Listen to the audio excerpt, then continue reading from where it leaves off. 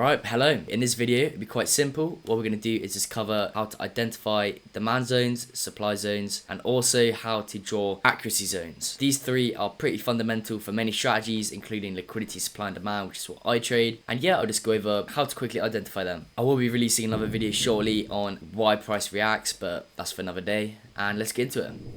Right, so the basics. Here are some demand zones, and they're quite simple to draw in effect. All you do is find the last bearish candle before the bullish price movement. And this bullish price movement has to be clean. We have to have clean market structure going up for it to count as a demand zone. We locate the last bearish candle before the bullish movement and highlight it. Same here.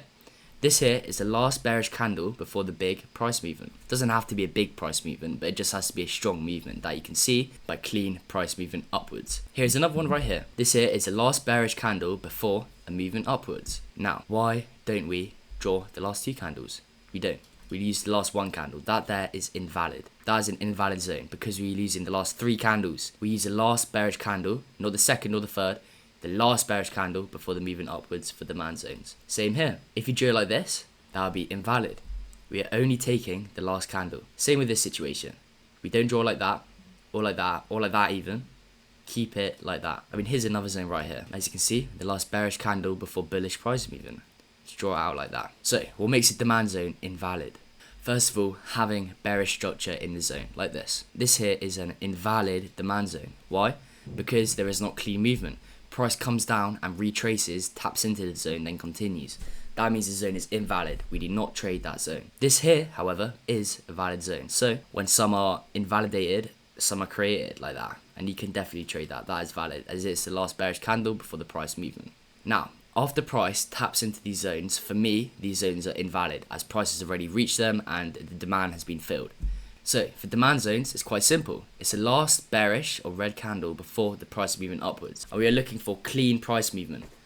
We are not looking for a bunch of red and white candles. We are looking for white candles going away from the zone. That's how we draw it. Like, I guess you've got a valid zone here as well from the news. But yeah, that is kind of what we look for apart from the news. Like, we want clean movement away from the zone. And they're quite easy to, there's a lot of zones. These zones form all the time. And they're not very complex, I guess, to draw. They are demand zones. Let's have a look at some supply zones before we get to accuracy zones. Let's have a look at supply zones because it is pretty much the same thing. It's exactly the same thing. Like right here. Here's a good example of a supply zone. Is the last bullish candle before the bearish price movement. And often these zones are found at the highs and lows of the market structure. So they are often swept and they are often tapped. And you can develop very good strategies to utilize these zones and how price reacts, which I will talk about later because price does react off them a lot. So this here is a supply zone, the last bullish candle before the price movement down. This here is not a supply zone right here. As first of all, there's no price movement. It's invalidated instantly. And if you're thinking about this price movement, well, we're not going to include that. We're including the last candle, not the fifth candle before. We include the closest candle before the movement. This here is a supply zone. And this is as well. And this is as well. Why are they supply zones? They are the last candle before the price movement down. Now, what here is not a supply zone? This is not a supply zone. Why? It's invalidated instantly. As you can see, price comes back into the zone, reacts off it, and then goes in a direction, which means we are not going to take that. And we cannot draw that out for price to come back again. So this here is not a supply zone. Although there is a big movement down, as you can see, this here is invalidated as price enters it again. You can see this white candle here, this bullish candle, comes back into the zone, taps it, utilizes the zone. This means, in my opinion, the zone is invalid. Oh, nice little trade there. Shouldn't have let you guys see that, but anyway.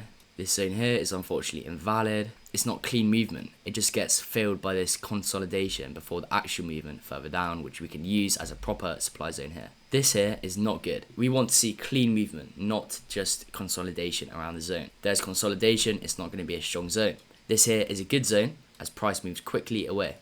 This here is a bad zone and invalid zone as price does not move quickly away. It stays there for a period of time. Alright, now we kind of understand how to draw normal supply and demand zones. We're just going to quickly talk about accuracy zones. Now, these zones are drawn when the candle that we are drawing the zone from is bigger than the next candle. And it sounds a bit complicated. You will see quite clearly in a minute.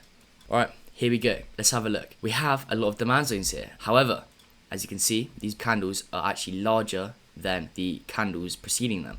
can see right here. This candle here, where we are drawing the zone off, is bigger than this candle. That's actually quite important. In most cases, the candle is smaller, like here. This candle here, which we have drawn the zone off, is smaller than the next candle which starts the movement. However, when it is bigger, like this, it's quite simple. It's called an accuracy zone, and all we do is just chop off the wick of the zone, like that. Literally, instead of it being like here, this candle is bigger than here, all we do is just remove that wick. So we just reduce the zone slightly, which makes it more accurate. You can see here as well, this candle here is bigger than the next candle. What does that mean?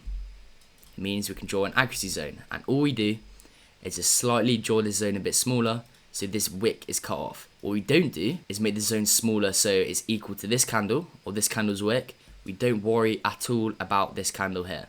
All we do is just chop off the wick. This is a normal zone, this is an accuracy zone. It's quite simple. All you have to remember is you chop off the wick. Right here, if we drew it normally, it would be invalid as price retraced down and created a bearish candle which tapped inside the zone. If this was a bullish candle, it would be fine as we're looking for that nice price movement. However, as you can see, this candle here, which we are drawing the zone off, is bigger than the next candle. So we do an accuracy zone. What do? All we do is just remove the wick. We don't worry about this candle here, that's irrelevant. All we do is focus on the zone candle, and just remove the wick. Now, what that means is actually, this has made this zone valid. As before, where we drew it incorrectly, because this candle is not meant to be normal demand, this will be invalid. But as you use accuracy zone, this is now a valid zone. So yeah, these accuracy zones are actually quite important. This here is a valid supply accuracy zone. We have a normal supply zone here. However, this supply candle is bigger than the next candle. So we ignore this, cut off the wick of the first candle and draw like that. That there is an accuracy zone. Same here. All we do is cut off the wick. So instead of it being like that, we make it more accurate like that.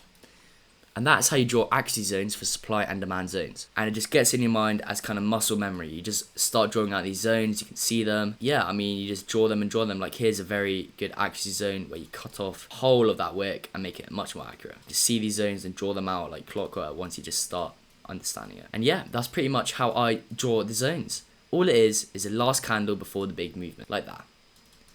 You do not want anything interfering here. So if there is anything, just invalidate it. It's simple, invalidate the zone.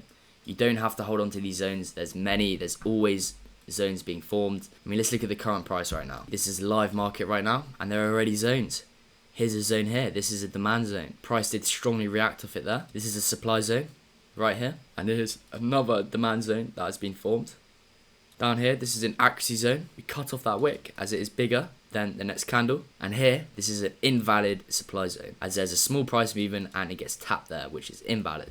That's pretty much it. Thank you very much for watching. I will be releasing another video very soon about why price actually reacts off these zones, which it does consistently, and how you can kind of use that in a strategy, which is what we do. We trade liquidity, supply and demand. If you want to learn how to use that strategy, just join our Discord and maybe watch some of our videos. But yeah, thank you very much for watching. We did a giveaway, by the way. Someone won a free 50k funded account in the Discord. So if you're interested in anything like that, feel free to join. It's free and yeah, it's in the bio. Thank you very much for watching and have a nice day.